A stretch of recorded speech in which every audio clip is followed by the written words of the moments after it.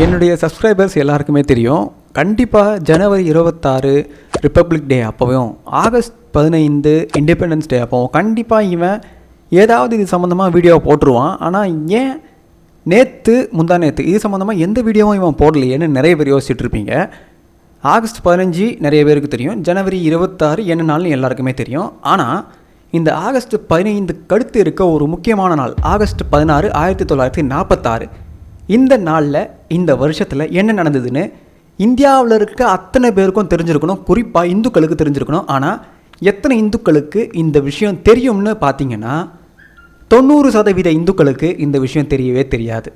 ஏன்னா இந்த 90% இந்துக்களில் 80% பேர் செகுலரிசம் பேசக்கூடிய மண்டையில் மூளை இல்லாத, ஆக்சுவலி அவங்கள திட்டக்கூட முடியல. ஏன்னா அவங்களுடைய அறியாமை கிடையாது, அவங்களுடைய இளிச்சவாய்த்தனம். அவங்க வேணும்னே என்ன நடந்தது, இது மாதிரி நாம் இருந்தால் இன்னும் எதிர்காலத்தில் நமக்கு இது மாதிரி நடக்கும்ன்ற அந்த விஷயமே தெரியாமல் இவங்க இன்னுமே செகுலரிசம் பேசிகிட்டு இருக்காங்க. இந்த நாள் ஆகஸ்ட் 16 1946 அப்போ என்ன நடந்ததுன்றது இந்த சுதந்திர தினத்தை விட, குடியரசு தினத்தை விட மிகவும் முக்கியமான ஒரு விஷயம். இந்த இந்தியாவில் இருக்க அத்தனை இந்துக்களும் தெரிஞ்சுக்க வேண்டிய விஷயம். ஆனால் நான் சொன்ன மாதிரி இங்கே பல பேருக்கும் அது தெரியாது. ஏன்னா இங்கே இருக்கவங்கலாம் செகுலரிசம் பேசுவாங்க. நாங்கள் சகோதரர்கள், நீ சகோதரனாக நினைக்கிற அந்த எதிரில் இருக்கவன் உன்னை எப்படி நினைக்கிறான், அதை நீ யோசிக்கணுமா இல்லையா? ஆனால் இங்கே அதை யோசிக்கக்கூடிய அளவுக்கு கூட அறிவில்லாத ஆட்கள் தான் இங்கே இருக்காங்க. ஏன்னா இந்தியா சுதந்திரம் அடைவதற்கு ஒரு வருடத்திற்கு முன்பு ஆகஸ்ட் 16 1946 ஒரு இனப்படுகொலை நடக்குது. ஒரு மதத்திற்கு எதிரான மக்கள் வேட்டையாடப்படுறாங்க. அந்த மதத்தை சேர்ந்த பெண்கள் கொடூரமாக கற்பழிக்கப்படுறாங்க. இதை என்ன சொல்லுவாங்கன்னா நவகாலி இனப்படுகொலை அல்லது கல்கத்தா கொலைகள்னு சொல்லுவாங்க. இப்போ நான் சொன்ன இந்த விஷயம் எத்தனை பேருக்கு தெரிஞ்சிருக்கும்? கண்டிப்பாக எனக்கு தெரிஞ்சு நான் சொன்ன மாதிரி 90% யாருக்குமே தெரிஞ்சிருக்காது. ஆனால் இவங்க தான் இங்கே சங்கிகள், இந்துத்துவவாதிகள் அப்படின்னு உருட்டுவாங்க. இந்த கதையை கல்கத்தாவில் போய் இங்கே இப்போவும் இந்த வடுக்களோடு வாழ்ந்துட்டு இருக்க அந்த தலைமுறையினர்கிட்ட போய் கேட்டால் அவங்க சிரிச்சிருவாங்க. நீங்கள்லாம் இப்போவும் அவங்க சொல்கிற வார்த்தை என்ன தெரியுமா?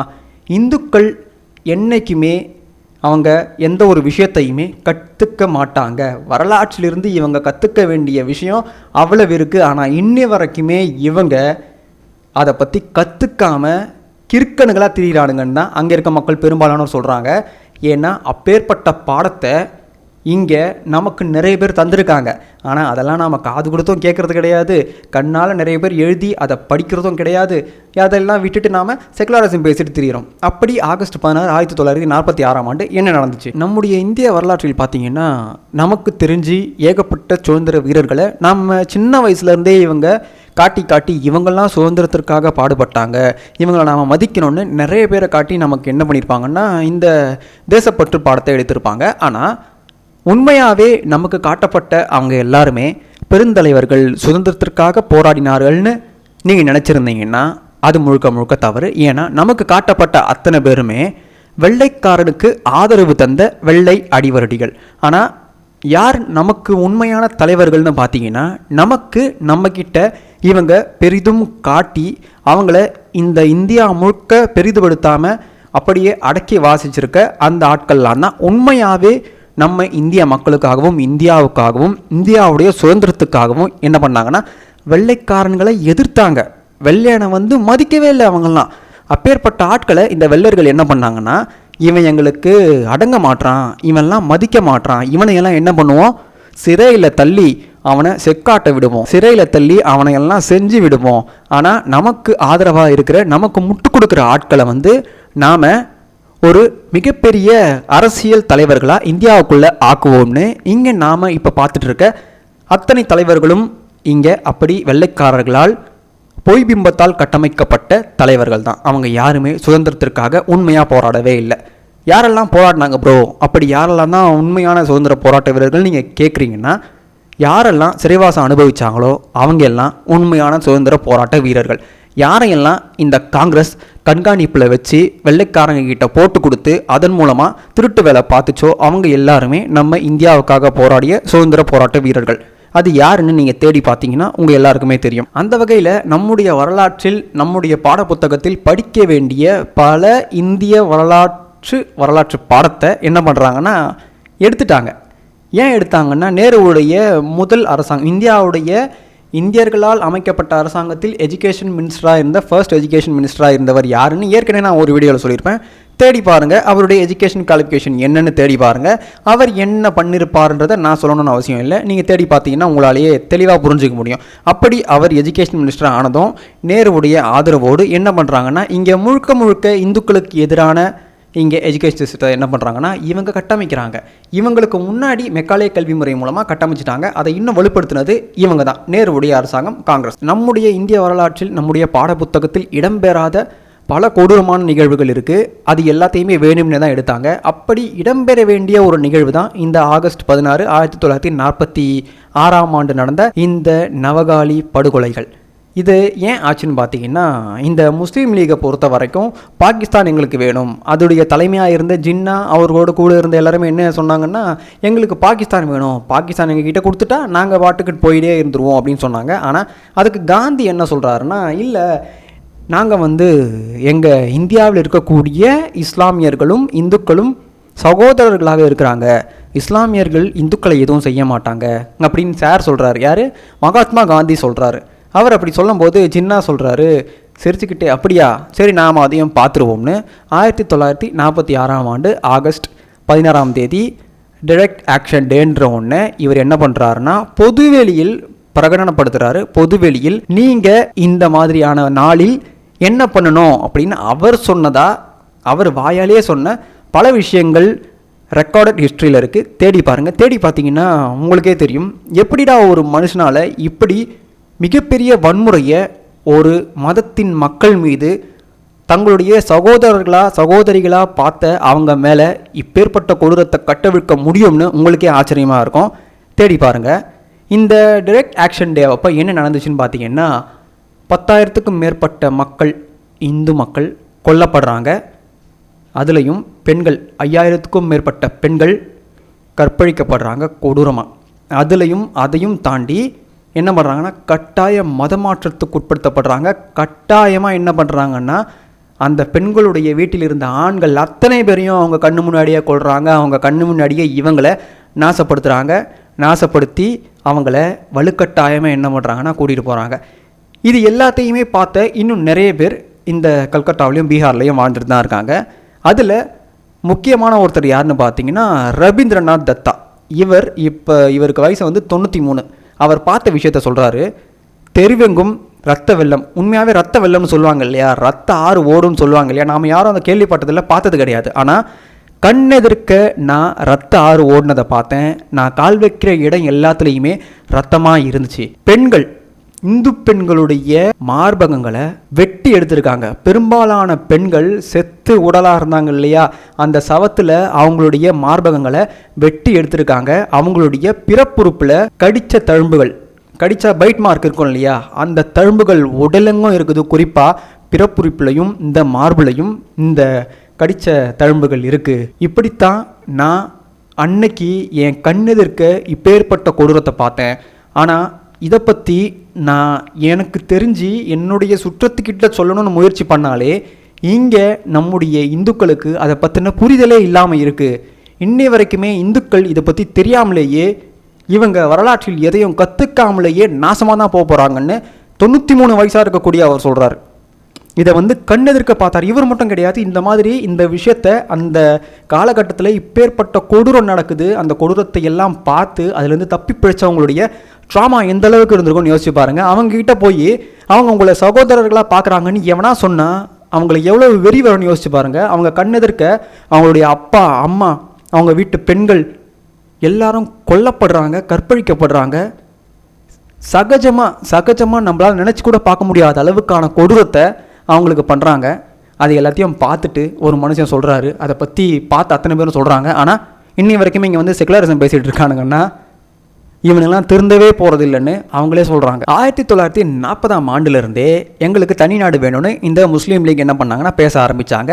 ஆனால் காங்கிரஸை பொறுத்த வரைக்கும் நோ, இந்தியாவை துண்டாடக்கூடாது, நாங்கள் அதில் உறுதியாக இருக்கிறோன்னு காந்தி என்ன பண்ணுறாருன்னா, இல்லை அதெல்லாம் பண்ண முடியாதுன்னு அவங்களுக்கு எதிராக பேசுகிறாரு. அதுக்கு ஜின்னா சொல்கிறாரு, போர் தான் உங்களுக்கு வேணும்னா அதை செய்ய நாங்கள் தயார், ஆனால் நீங்கள் போர் வேணாம்னு சொன்னாலும் சரி வேணும்னு சொன்னாலும் சரி இந்தியாவிலிருந்து எங்களுக்கு பாகிஸ்தான் தனி நாடாக வேணும், அப்படி இல்லைன்னா நிரந்தரமாக இந்தியாவையே நாசமாக்கிய நாடாக மாற்றிடுவோன்னு ஜின்னா சொல்கிறாரு அவருடைய வாயாலேயே.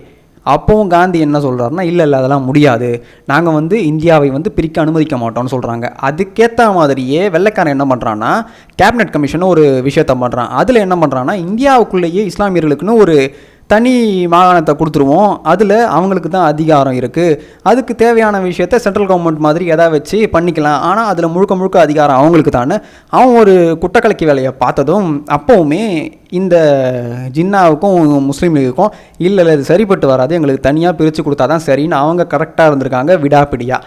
ஆனால் காந்தியும் காங்கிரஸும் என்ன பண்ணுறாங்கன்னா அந்த விஷயத்துக்கு ஓகே சரின்னு சொல்கிறாங்க. சரின்னு சொல்கிறதுக்கு காரணம் என்னென்னா இந்தியாவிலிருந்து அது பிரியாது இல்லையா, தனி மாநிலம் தனி நாடாக அது பிரியாததால் இவங்க ஓகே சொல்கிறாங்க. ஆனால் ஜின்னாவுக்கு வெறி அதிகமாகுது.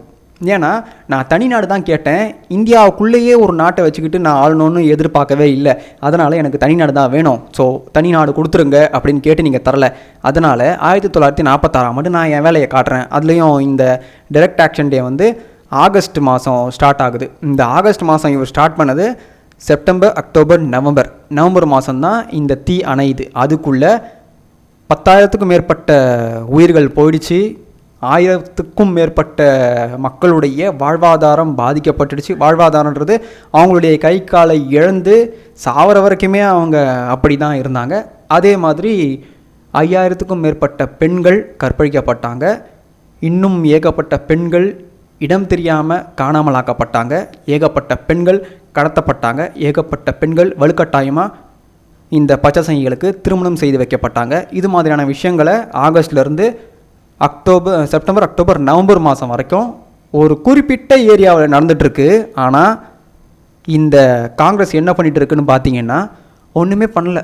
ஏன்னா அவங்களுக்கு இந்துக்களுக்கு எது நடந்தாலும் கவலையே கிடையாது. அவங்களுடைய ஆட்சியை பார்த்தீங்கன்னாலே உங்களுக்கு தெளிவாக தெரியும், அவங்களுடைய ஆட்சியில் தான் இந்துக்களுக்கு எதிரான வன்முறைகள் தொடர்ந்து நடந்துகிட்டே இருக்கும். ஆனால் அதுக்கான பழி யார் மேலே விழுன்னு பார்த்தீங்கன்னா இந்துக்கள் மேலேயே விழுந்துடும். இந்த நகைச்சுவை பார்த்தீங்களா, இந்துக்கள் என்ன பண்ணுறாங்களாம், கொன்று விளையாடிட்டு இருக்காங்களாம். அது மாதிரியான வேலையை தான் இவங்களுடைய ஆட்சி காலத்தில் பார்த்துட்டு இருந்தாங்க. அதுக்கான சிறந்த உதாரணம் தான் இந்த 1946 சம்பவம். இந்த சம்பவம் நடக்கும்போது இந்த மாதிரி ஆயிரக்கணக்கான பெண்கள் பாதிக்கப்படும் போது காந்தி கிட்ட கேட்குறாங்க. அதுக்கு காந்தி சொல்கிறாரு, இந்து பெண்கள் அனைவரும் கைகளில் பாய்சனை வச்சுக்கோங்க, பாய்சனை வச்சு என்ன பண்ணுங்க, உங்களை யாராவது கற்பழிக்க வந்தாலோ கொலை பண்ண வந்தாலோ இல்லை உங்களை கடத்த வந்தாலோ நீங்கள் பாய்சன் குடிச்சு செத்து போயிடுங்க. எப்படி இந்து பெண்கள் மானரோஷத்தோடு போராடக்கூடாது, இந்த பச்சை சங்கிகளை எதிர்த்து எதுவும் பண்ணக்கூடாது, நீங்கள் என்ன பண்ணுங்கள், விஷம் குடிச்சு செத்துருங்க. நீங்கள் மீறி, அதாவது இந்த பெண்களுடைய வீட்டில் ஆண்கள் யாராக இருந்து இந்த பச்சை சங்கிகளை எதிர்த்தா அது தவறான விஷயம், நீங்கள் எதிர்க்கக்கூடாது. நீங்கள் பச்சை சங்கிகள் உங்களை கொல்லவே வந்தாலும் என்ன பண்ணணும், நீங்கள் பெண்களாக இருந்தால் பாய்சன் குடிக்கணும், ஆண்களாக இருந்தால் தலையை குனிஞ்சி வெட்டிட்டு போங்கன்னு காட்டணும். ஆனால் அவங்களை எதிர்த்து எதுவும் பண்ணக்கூடாது அப்படின்னு சொன்னது யார்? இன்றைக்கி நாம் ரூபா நோட்டில் பார்க்குறோம் இல்லையா, அந்த ஆள் தான். இதில் இவர் மகாத்மாவா, இந்தியாவின் தந்தையாம். எந்த தந்தை தன்னுடைய பெண்களுக்கு இந்த மாதிரியான கொடூரம் நடக்கும்போது அதை நீங்கள் ஏற்றுக்கணும், இல்லை விஷம் குடிச்சு சாகணும், இல்லைன்னா நடக்க விட்டு வேடிக்கை பார்க்கணுன்னு எந்த தந்தை சொல்லுவான்? எனக்கு சத்தியமாக புரியல. எப்படி இந்த ஒரு கேரக்டரை தந்தைன்னு சொல்லி நம்ம தலையில் கட்டி எவ்வளவு கேவலமான ஒரு விஷயத்த பண்ணி வச்சுருக்கானுங்கன்னு யோசிக்கும் போதே ஆக்சுவலி இந்த மாதிரியெல்லாம் கோபம் வர்றது மானரோஷம் சூடு சொரணை இருக்கிறவனுக்கு தான் இந்த கோபம் வரும்னு நினைக்கிறேன். இதெல்லாம் இல்லாமல் செக்குலரிசம் பேசுகிறவனுக்கு அது வராதுன்னு நான் நினைக்கிறேன். ஏன்னா இந்த செக்குலரிசம் பேசுகிறவனுங்க இந்த காலத்திலேயே இது மாதிரியான ஒரு விஷயம் நடந்துச்சுன்னா நிகழ்காலத்தில் இந்த செக்குலரிசம் பேசுகிற அத்தனை பேரும் என்ன பண்ணுவானுங்கன்னா மூடிக்கிட்டு போய் பாத்ரூம்குள்ளே போய் ஒளிஞ்சுப்பானுங்க. இவனுங்க தங்களுடைய பெண்களுக்காக முன் வரவே மாட்டாங்க, தங்களுடைய பெண்களை பாதுகாக்கணுன்ற எண்ணமே இவனுங்களுக்கு வராது. ஏன்னா இந்த மாதிரியான பேடி பசங்களால் தான் இந்த மாதிரி செக்குலரிசம் பேச முடியும். தான் கண்ணெதிர்க்கே இப்படி ஒரு கேவலமான விஷயம் நடக்கும்போது அதை பார்த்துட்டு இவனுங்க செக்குலரிசம் பேசுகிறானுங்கன்னா உண்மையாகவே அந்த இனப்படுகொலை செஞ்சானுங்க இல்லையா, அவனுங்களை விட இவனுக்கு தான் ரொம்ப டேஞ்சர். ஏன்னா அவனுங்களாவது டைரெக்டாக நான் இதை தான் பண்ண போகிறேன்னு அறிவிச்சுட்டு பண்ணானுங்க. ஆனால் இவனுங்க செக்குலரிசம் பேசியே நம்ம காலு கீழே குழி தோண்டிட்டு இருக்கானுங்க. உஷாராக இருங்க. இந்த பிரச்சனைக்கு நேரு மாமா என்ன பண்ணார் நீங்கள் கேளுங்க. இந்த ஆகஸ்ட் மாதம் இது மாதிரியான கொடூரங்கள், கொள்ளைகள், கற்பழிப்புகள் எல்லாமே நடக்குது. அதுக்கு இந்துக்கள் யாரும் என்ன பண்ணக்கூடாதான், நீங்கள் இந்துக்களாக இருக்கிற நீங்கள் இஸ்லாமியர்களை எதிர்த்து எதுவும் பண்ணக்கூடாது. அப்படி நீங்கள் எதாவது எதிர்த்து பண்ணீங்கன்னா ஓப்பனாக சொல்கிறாரு, உங்களை நான் கொன்னுடுவேன்றாரு. அதே மாதிரி சார் என்ன பண்ணார். என்ன பண்ணாருன்னு தேடி பார்த்தீங்கன்னா உங்களுக்கு தெரியும். இங்கே 400க்கும் மேற்பட்ட இந்துக்களை, பசியால் துடிச்சிட்டு இருந்த இந்துக்களை என்ன பண்ணுறாருன்னா, நம்ம இந்திய இராணுவ படையையும் காவல் படையையும் வச்சு என்ன பண்ணுறாருன்னா கொள்றாரு, சுட்டுக்கொள்ள சொல்கிறாரு. இந்த வரலாறு யாராவது படிச்சிருக்கீங்களா? எனக்கு தெரிஞ்சு யாருமே படிச்சிருக்க மாட்டீங்க. பிரிட்டிஷ் இந்தியாவில் பெங்காலில் மட்டும்தான் முஸ்லீம் லீக் தங்களுடைய பவரில் இருந்தாங்க. அதாவது அங்கே தான் இவங்களுடைய அரசியல் ரீதியான அதிகாரமும் பர்சன்டேஜும் அதிகமாக இருந்தது. அதனாலேயே பெங்காலை அவங்க கட்டுப்பாட்டுக்குள்ளே வச்சுக்கிட்டு காந்தியை மிரட்டுறதா நினச்சிக்கிட்டு இவங்க என்ன பண்ணாங்கன்னா, காந்திக்கு எதிராக பண்ணுறதா நினச்சிக்கிட்டு, காங்கிரஸுக்கு எதிராக பண்ணுறதா நினச்சிக்கிட்டு வேணும்னே இந்த பெங்காலில் இருந்த இந்துக்கள் மேலே இவனுங்க வன்முறையை கட்டவிழ்த்து விட்டது இந்த ஜின்னா. இந்த ஜின்னா தெரிஞ்சே தான் இந்த கொடூரத்தை பண்ணால். இந்த கொடூரத்தை பண்ணியும் இந்த காந்தியும் சரி, நேருவும் சரி, இங்கே அம்பேத்கர்னு இருக்கார் இல்லையா, இது மாதிரியான தலைவர்கள் யாருமே என்ன பண்ணலைன்னா இதை எதிர்த்து எதுவுமே பண்ணல. அந்த செத்தாங்க இல்லையா, அதில் ஏகப்பட்ட தலித் இந்துக்களும் உண்டு, ஏகப்பட்ட தலித் பெண்களும் உண்டு, ஏகப்பட்ட சிறுவர்கள் உண்டு, ஏகப்பட்ட சிறுமிகள் உண்டு, ஏகப்பட்ட முதியவர்கள் உண்டு. ஆனாலுமே இந்த சுதந்திர போராட்ட வீரர்கள், இந்தியாவை செதுக்கிய நபர்கள்னு இங்கே நாம் உருண்டுட்ருக்கோம் இல்லையா, இவனுங்கெல்லாம் பார்த்து அவனுங்க யாருமே இதை எதிர்த்து கண்டிக்கவும் இல்லை, எதுவுமே பண்ணல. இதில் இவங்க எல்லாருமே நம்முடைய இந்தியாவின் தலைவர்களாம், சுதந்திரத்துக்காக போராடினாங்களாம். ஆக்சுவலி இதில் முக்கியமான விஷயத்த சொல்லிடுறேன். சுதந்திரத்திற்கும் அம்பேத்கருக்கும் ஈவே ராமசாமி நாயகருக்கும் எல்லளவும் தொடர்பே கிடையாது. ஏன்னா இவங்க 2 பேருமே வெளிப்படையாக வெள்ளையர்களே நீங்களே இங்கே இருந்து ஆண்டுட்டு போங்க, நீங்களே இங்கேருந்து ஆளுங்க, இந்தியர்களுக்கு ஆள தெரியாது, ப்ளீஸ் தயவு செய்து கேட்குறோம், நீங்களே இங்கே ஆளுங்க, எங்கள் இந்தியர்கள்கிட்ட இந்த இந்தியாவை விட்டுட்டு போகாதீங்கன்னு வெளிப்படையாக சொன்னவங்க தான் இந்த அம்பேத்கரும் இந்த ஈவேராவும். இந்த 2 கேரக்டருக்கு நடுவில் இருக்கிற இந்த ஜின்னா கேரக்டர் என்னென்னா, நீ என்ன வேணால் பண்ணிட்டு போ, எனக்கு பாகிஸ்தானை கொடுத்துட்டு போன்னு சொன்ன கேரக்டர் தான். ஆக இந்த 3 பேருமே எப்படின்னா, இவங்களுடைய சுயநலத்துக்காக என்னெல்லாம் பண்ண முடியுமோ அது எல்லாத்தையுமே தங்களுடைய வாழ்நாளில் பண்ணிட்டு போனவங்க தான் இவங்கெல்லாம். இந்த டைரக்ட் ஆக்ஷன் டேவை அறிவித்ததுக்கப்புறம் கையில் ஆயுதங்களோட எதெல்லாம் எடுத்துக்க முடியும் அது எல்லாத்தையும் எடுத்துக்கிட்டு இந்த பச்சை சங்கிகள் தயாராகி பார்க்குற எல்லா இந்துக்களையும் என்ன பண்ணுறாங்கன்னா கொன்று குவிக்கிறானுங்க. விக்டோரியா காலேஜில் இருந்த ஹாஸ்டல் பெண்களை, இந்து பெண்களை என்ன பண்ணுறானுங்கன்னா கற்பழித்து ஜன்னல்களில் கட்டி தொங்க விடுறானுங்க.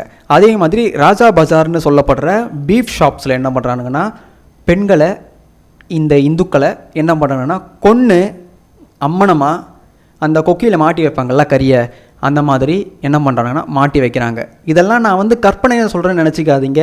இது சாதாரணமான ஒரு விஷயந்தான். அங்கே நடந்த ஒரு சில விஷயத்தை தான் சொல்கிறேன். இங்கே இது மாதிரி உச்சக்கட்ட கொடூரத்தை பண்ணியிருக்கானுங்க. இது எல்லாத்தையும் பார்த்துட்டு ஒருத்தன் செகுலரிசம் பேசுவானா, இல்லை இதையெல்லாம் படித்த என்கிட்ட நீங்கள் செகுலரிசம் பேசுன்னு சொன்னீங்கனாலும் சத்தியமாக என்னாலாம் பேசவே முடியாது. நான் இப்போவும் சொல்கிறது தான், அவங்கவுங்களுடைய மதத்தை பின்பற்றுங்க, அவங்களுடைய கடவுளை வணங்குங்க, தப்பே கிடையாது.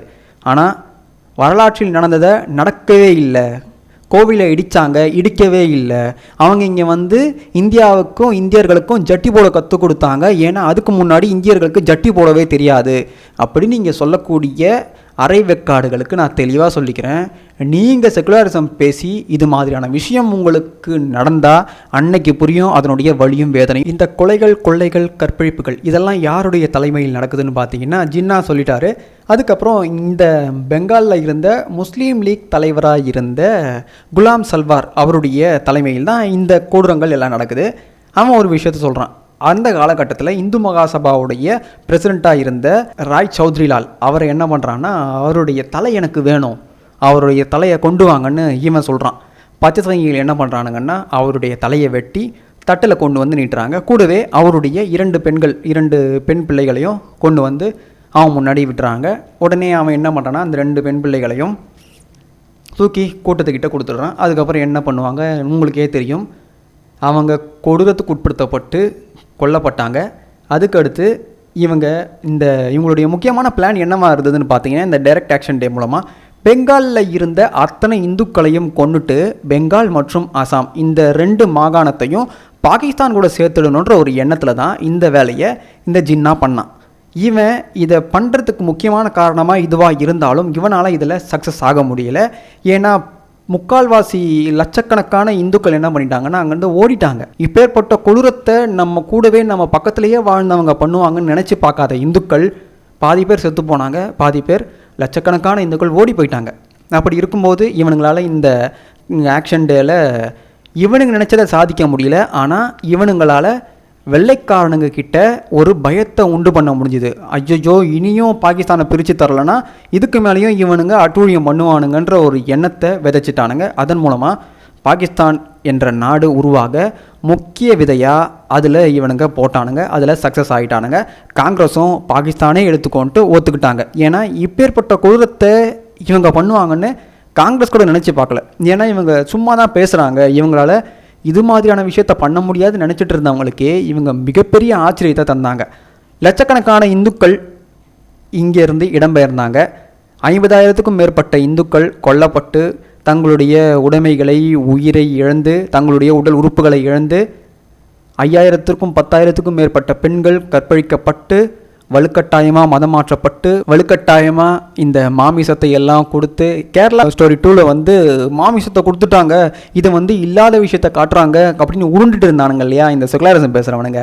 இவனுங்க யாருக்குமே இந்த நவகாலி இனப்படுகொலை அப்போ என்ன நடந்ததுன்னு துளியும் தெரியாது. ஏன்னா அங்கே கொல்லப்பட்டு அங்கே கொல்லப்படாமல் உயிரோடு இருந்த இந்துக்கள் அத்தனை பேருக்கும் இவனுங்க என்ன பண்ணியிருக்கானுங்கன்னா மாட்டுக்கறியை உண்ண கொடுத்துருக்கானுங்க வலுக்கட்டாயமாக. இதைத்தான் இந்த கேரளா ஸ்டோரி ஃபைல்ஸில் இங்கே லைட்டாக ஒரு விஷயத்தை தான் காட்டினாங்க. அதுக்கே இவனுங்க பொங்கி எழுந்திருக்கானுங்கன்னா இப்பேற்பட்ட உண்மையை படமாக எடுத்தால் இவனுங்கள்லாம் என்ன மாதிரியான வேலையை ஈன வேலையை பண்ணுவானுங்கன்னு யோசிச்சு பாருங்கள். இப்போ நான் சொன்னதெல்லாம் சாதாரணமான விஷயந்தான். நீங்கள் தேடி படிச்சிங்கன்னா எனக்கு தெரிஞ்சு பலகீனமான இருதயமாக இருந்தீங்கன்னா உங்களால் ஏற்றுக்கவே முடியாது. இப்படி ஒரு விஷயத்தை பண்ணிவிட்டு எப்படி இவனுங்க கூச்சமே இல்லாமல் இன்னை வரைக்குமே இங்கே செகுலரிசம் பேசிட்டு திரியிறானுங்கன்றதை உங்களால் ஏற்றுக்கவே முடியாது. ஏன்னா இதெல்லாம் நீங்கள் படித்து பாருங்கள், படித்து பார்த்தா உங்களுக்கே புரியும். ஆகஸ்ட் 15, ஜனவரி 26 இந்த 2 நாட்களை விட இந்தியாவில் இந்த 2 நாட்கள் மிக முக்கியமான நாட்கள் நிறைய பேர் சொல்லுவாங்க. அது என்னை பொறுத்த வரைக்கும் அது கிடையாது. இந்த ஆகஸ்ட் 16 அதுக்கப்புறம் கோயம்புத்தூர் குண்டு வெடிப்பு தான் எனக்கு தெரிஞ்சு எனக்கு முக்கியமான நாள். ஏன்னா இதை என்றைக்குமே நான் நினைவில் வச்சுப்பேன். ஏன்னா இதிலிருந்து நாம் பாடத்தை கற்றுக்கணும். ஆனால் இன்னை வரைக்குமே இந்துக்கள் கற்றுக்கவே இல்லை. அது எவ்வளோ பெரிய கேவலமான விஷயம்னு இவங்களுக்கு புரியவே இல்லை.